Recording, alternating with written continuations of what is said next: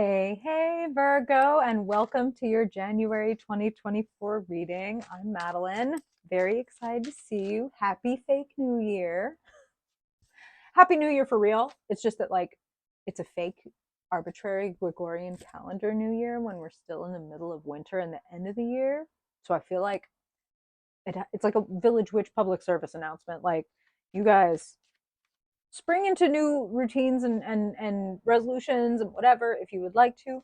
And if you are feeling a little bit not like that, I welcome you to come along with me and continue to soak up the season. It's like Earth is telling us what time it is, and you're an Earth sign, right?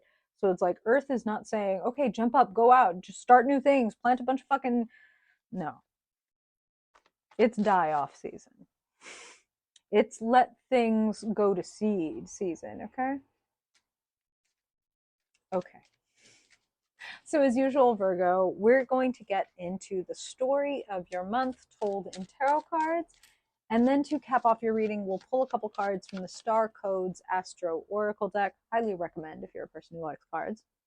To get a little direction from Spirit and weave into your reading. And now, as I shuffle your cards, Virgo, I invite you, if you would like, to take a deep breath. Maybe close your eyes if you're in a place that feels comfortable to do that. And set an intention to receive a message during this reading. And maybe there's a certain question or a situation that you want to have in mind as I'm shuffling, that you want to rest your attention on gently. And ask that you receive some clarity on that. All right. So, Spirit, for the highest good of Virgo people, Virgo sun, Virgo moon, Virgo rising, and dominant folks, what do Virgos need to know in January 2024, Spirit, for their highest good? Virgo, what's going on and what is showing up for them? What themes, what opportunities or challenges? Anything we need to know about the past as it pertains to the present and the unfolding future? Spirit, I want to know what you want to share with Virgo for their highest good, for their joy, their fulfillment, their peace and contentment, their security. In January 2024. Let's see what we got here. Feels like a big old chunk of cards. Oh yeah, Spirit got stuff to say. Okay. You guys did set some intentions, didn't you? 2024, Virgo, their highest good. Woo! Chills. Good chills. Hey! Okay.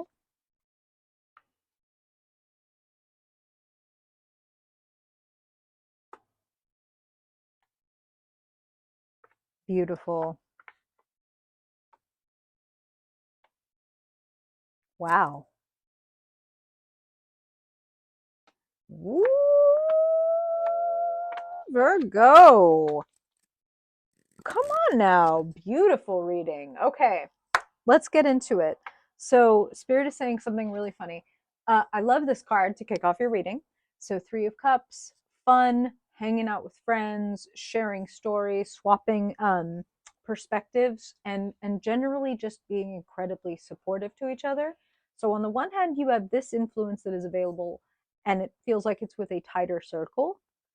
And then crossing your reading, Five of Wands, and the phrase that straight from as soon as I saw this card, Spirit was like, too many cooks spoil the broth.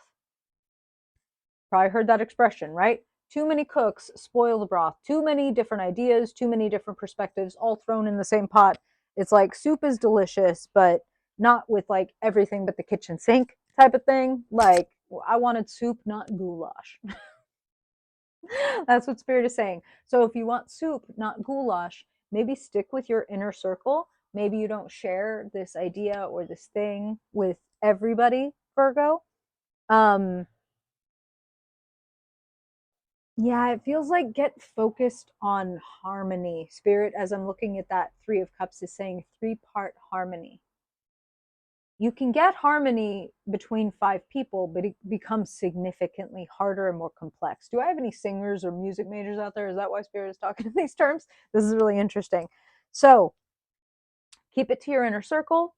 Perhaps don't be out here measuring your wand against other people's wands. Not necessary, not helping. Get with the supporters, not with like the detractors or the competition. That's what I'm kind of feeling. Um, it's time for a new approach. Sitting in the basement, the Fool, brand new adventure, walking off the cliff. What if you don't fucking have all the answers? What then? Isn't that great? Isn't it kind of liberating to be like, I don't have all the answers. I'm just sitting in the crowning position. I'm just carrying my message forth as purely as I know how to do, which is very Virgo. I'm hearing for some of you, this has to do with making romantic overtures. That's not true for everyone. Great time to remind you, these are general readings, Virgo. So I'm getting messages for different Virgos. If you ever want to get a personal reading, the way to do that is just south of this video. But regardless of whether you're a Virgo who is going out there and, you know, for example, professing love or professing a crush or admiration, you could be also approaching someone that's like, I want to share cups with you. I want to work with you. Or, you know, I'm the Knight of Cups to this person's Queen of Swords. This is sitting in the position where you find yourself. So I'm feeling like this is somebody close by, Virgo. Who do you know that is really smart, really sharp? This could be a person of any gender. Okay, Queen, King, nothing to do with sex and gender, everything to do with personality type. Kings want to demonstrate to everybody what it is they do. It's like they're doing things kind of for the general public. It's like storefront, all that shit, right? Queens are more about their internal creative processes. So the Queen of Swords may be a writer. She may be um, a speaker. She's definitely a deep thinker. She's definitely a great strategist. She's somebody who you would think of as like one of the smartest people that you know. I keep saying she, but again, this person could be of any gender. This is a person who, if Spirit is like, if you were having a PR nightmare, you would call this person like, oh my God, what do I do? This is happening to me. Like, what should I do? And this person would be like, okay, here's what we're going to do. We're going to do this. Very strategic, very calculating in a positive way is what I'm feeling. So maybe this person has more answers than you do. I don't know why they're saying that, because it's kind of like they were saying earlier, you don't have to have all the answers. Maybe this person knows something about strategy that helps you move forward in that pure Knight of Cups-ish way, and like they handle the messaging or the calculating. Do you know what I'm talking about, Virgo? This is fun. Sitting in the past appropriately, you dropping some swords and being like, I'm not going to carry this shit anymore. I don't need to do it like this, or this was like weighing me down, and I'm going to be able to move forward with a lot more ease if I'm only taking the stuff that I want to carry with me and that actually belongs to me, which is also what it feels like, where it's like, was I heaping some stuff onto me that wasn't even my burden or my style or my like area of expertise? Like maybe I was putting too much on my plate and I'm going to take some of it off. That's what I'm kind of feeling. Looks good to me. Drop the baggage. Drop the baggage. When I look deep inside of myself, there are certain things that if I never had to do them again, I'd be really happy. To what extent can I drop them? Drop them. Winter. It's die-off season. To continue with that theme, so funny. So sitting in the area representing kind of a climate, the energy around and available to you. Six of Swords is moving on. Taking the lessons, all the important things that you learned from the past, and moving on to better days. And it's also this implication of moving from turbulent waters or more difficult times or more like anxious or difficult, fraught times to clearer, smoother ones. And not just because those harder times are over, but because those hard times you have been able to get the medicine from. Not all of us get the medicine from the difficult stuff we go through, right? Some of us just think of it as that sucked, which is fine. It's a thing, right? Like, and some of us, and a lot of Virgos, will go, that's the Virgo's known for separating the wheat from the chaff. So there's a little bit of, okay, that sucked that I had to go through that. What have I learned and what do I want to take with me very consciously into 2024? So it would seem that one of your first questions is, what do I want to leave in 2023, leave in the past where it belongs? And what do I want to take very consciously into 2024? And Spirit is saying, if you were to create your own compass, what would be the points? For me, I'll share mine because I actually do this, and I guess that's why Spirit is showing it to me this way. For me, it is courage, compassion, curiosity, and creativity.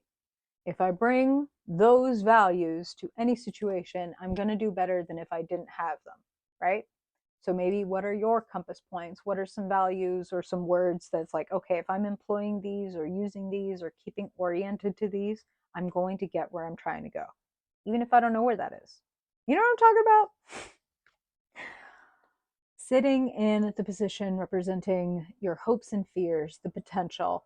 Four of Swords, a period of rest, recovery is often necessary after, a good party or a dick measuring contest or taking a conscious inventory of what needs to be left behind and what needs to be taken forward.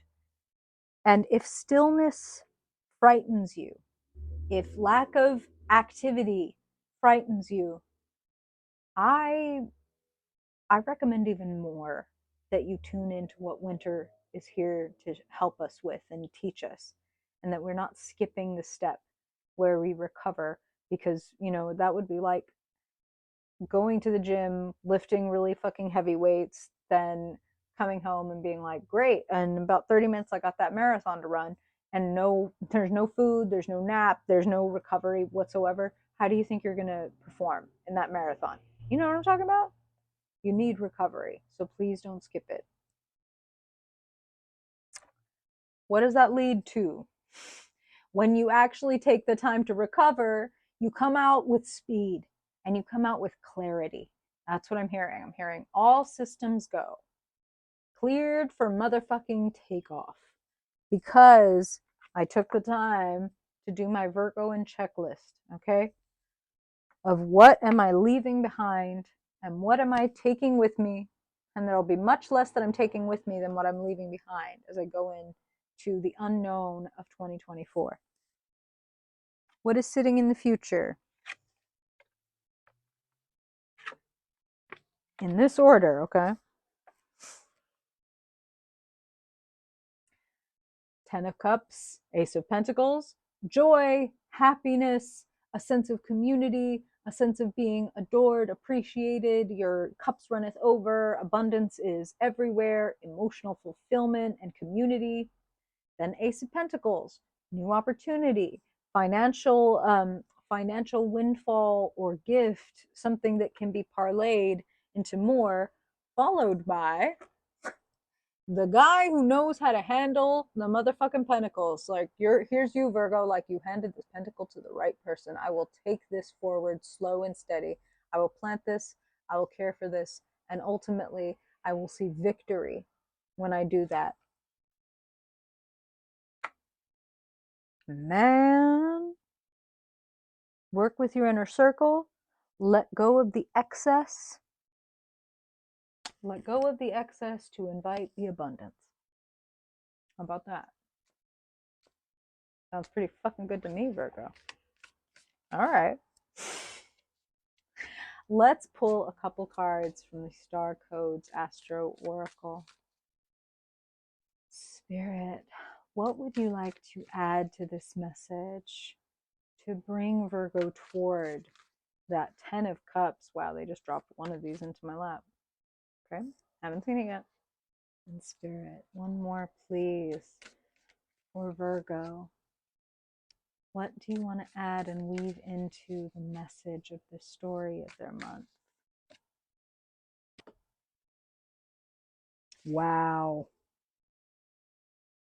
Spirit never ceases to amaze me. So this card is Uranus. The keyword is change. And change creates sustainability. Sixth house, that's actually the Virgo house. It's like being the sixth sign, right? So the way that you work, the day in, day out routines. So massive change is bringing sustainability. Uranus is actually in Taurus right now, so it's trining whatever planets you may have in Virgo. So the same way that I said during the shuffling of these cards, you could take the opportunity to set a little intention, knowing that Uranus, the planet of genius insights and sudden progress and eureka moments, is trining your sign.